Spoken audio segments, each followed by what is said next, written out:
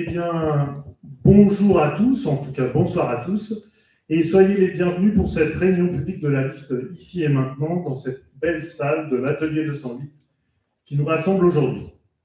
C'est la 4e campagne pour des élections municipales à laquelle je participe à Saint-André-de-Corcy. Il y en a eu d'autres dans d'autres lieux bien avant et ailleurs. Une campagne, c'est toujours un moment intense. Celle-ci a toutefois une saveur particulière, puisque je l'amène comme maire sortant. Je vous propose ainsi, dans un premier temps, notre bilan, rapidement, car nous sommes là évidemment pour parler de notre avenir.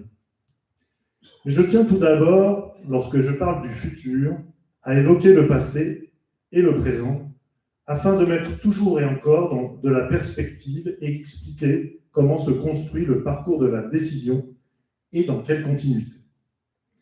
Bien sûr, tout n'est jamais parfait et complètement abouti, même si on le souhaiterait au plus fond de nous. Le temps d'un mandat est à la fois court et long, et souvent chaotique, comme nous avons tous vécu ces 6 dernières années. Je reviendrai ainsi sur les principaux projets qui ont marqué ce mandat.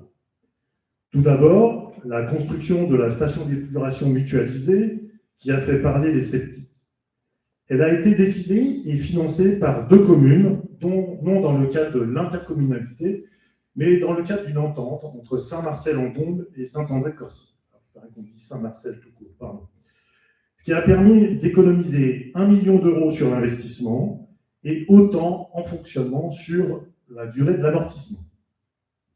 Je citerai ensuite la cuisine du restaurant scolaire, qui se veut micro-cuisine centrale pour le sud du territoire de la communauté de communes de la Dombe, dans le cadre du déploiement du projet alimentaire territorial qui vise à utiliser des produits locaux et de qualité dans nos assiettes, et en particulier dans les assiettes des enfants.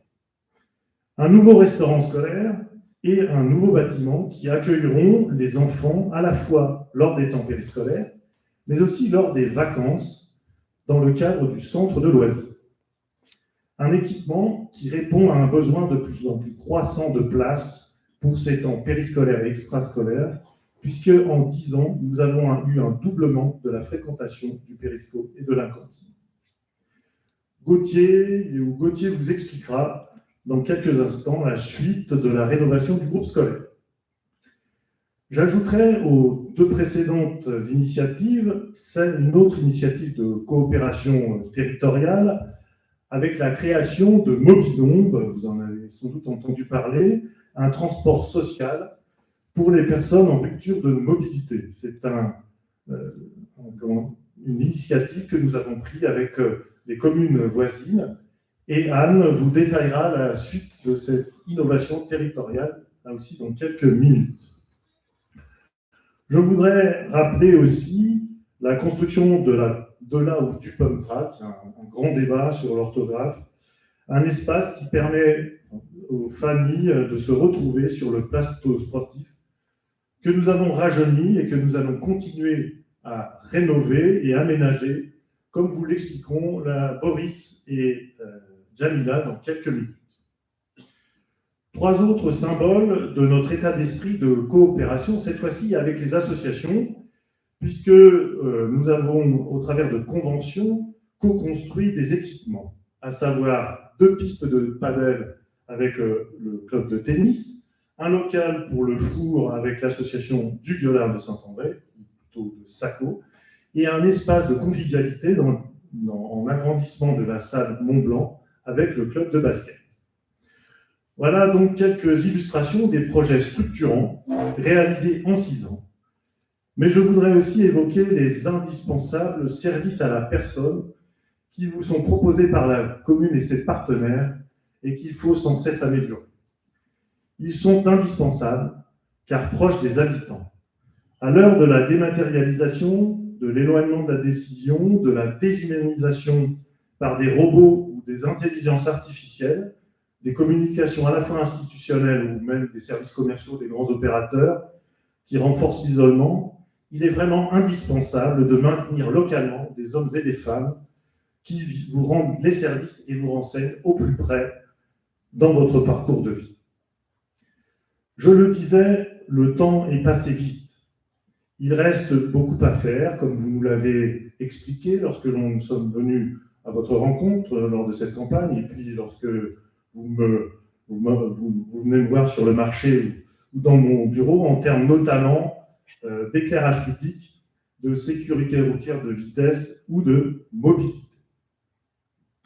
Ainsi, et maintenant, évoquons maintenant l'avenir. Un projet communal se construit et avance sur deux jambes. C'est sur ces deux jambes que nous allons nous appuyer ce soir pour vous présenter notre projet à plusieurs voix, celles qui auront un rôle dans l'exécutif de notre nouvelle municipalité si vous nous faites de nouveau confiance le 15 mars prochain. Alors, quelles sont ces deux jambes? La première, c'est celle des structures qui vous accompagnent dans votre quotidien à Saint-Ouen-Vezcourcy. Et la deuxième, c'est celle des infrastructures, c'est-à-dire des locaux dans lesquels se développent ces services. Notre projet s'articule autour de 6 axes que vous avez dû découvrir dans les différents documents qui vous ont été distribués, dont le dernier document est apporté par la Poste. Alors, des fois, il faut faire confiance à la Poste, mais certains d'entre vous ont dû le recevoir ces jours-ci. Donc 6 axes qui vont rythmer les différentes interventions de ce soir. Ce projet, eh bien, c'est le fruit d'un travail collectif de cette nouvelle équipe qui s'est construite et qui s'est nourrie autour des échanges que nous avons pu avoir avec vous. C'est aussi l'expérience de chacun d'entre nous, là, devant vous ce soir, et aussi l'expérience acquise au cours du temps, des 216 jours que nous avons passés à la gestion de notre commune. Je ne vais pas compter un par un, mais vous savez maintenant, des outils qui vous permettent de tout compter. Donc, maintenant que j'en ai fini avec l'introduction, je vais laisser successivement la parole à mes colistiers. Donc, dans l'ordre, vous aurez Gauthier, qui s'est présenté tout à l'heure, et Rémi, qui auront donc le plaisir de commencer cette intervention avec l'axe sur les services et l'éducation. Ensuite, Anne poursuivra avec les actions sociales.